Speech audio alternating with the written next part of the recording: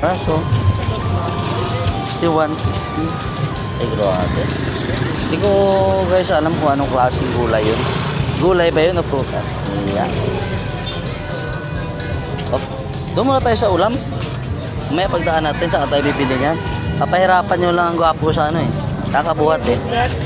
Okay, siyempre. Yan. Sabi nila guys, seedless. Pero pag kinagat mo, ang laki ng buto. 50, 1/4. Ibig sabihin, 200 ang kilo.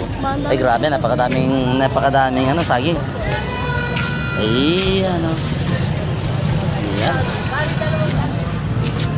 Napakadami na saging. May 60 ang kilo, may 70 ang kilo. Depende sa klase. Ito naman, 50 ang 1/4. Ay, grabe. 50 ang 1/4. 100 ang kilo.